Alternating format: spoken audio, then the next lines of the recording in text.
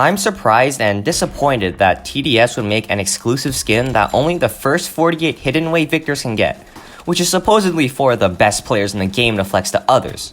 But before I dive more into this, I want to say that the counter argument of it's just a skin is absolute bullcrap, because you know that the skin has a special kind of value that nothing else in TDS can replicate.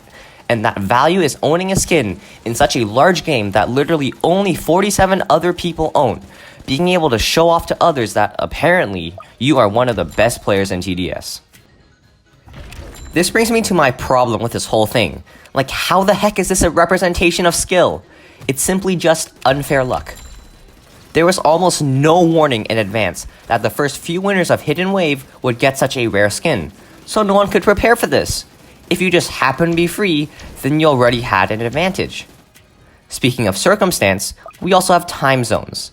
Some people were sleeping while the others raced to beat Hidden Wave, and they couldn't even stay awake because they did not have a reason to.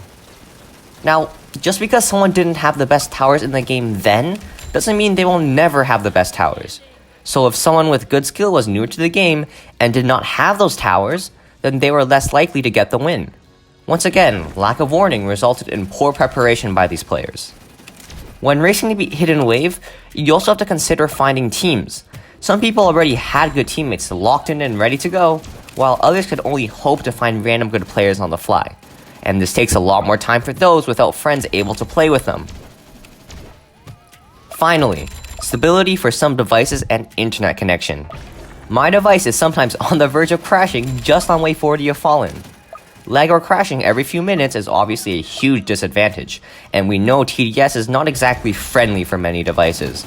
So if you have an old computer or an average mobile device, you pretty much have to kiss your chances goodbye.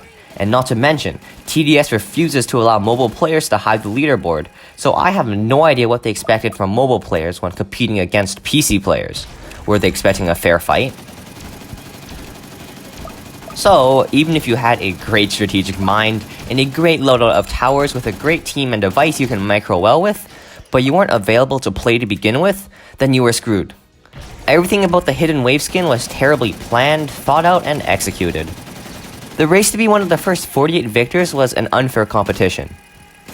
I'm pretty sure that TDS won't do something like this again, but why they decided to do this in the first place is beyond me. They must have expected tons of backlash, right? And to be honest, that backlash is deserved. And now there are some players out there who are going to show off their skins saying that they're some of the best players in the game, which just isn't true. I'm telling you right now, if you encounter such people, just say they were lucky and move on.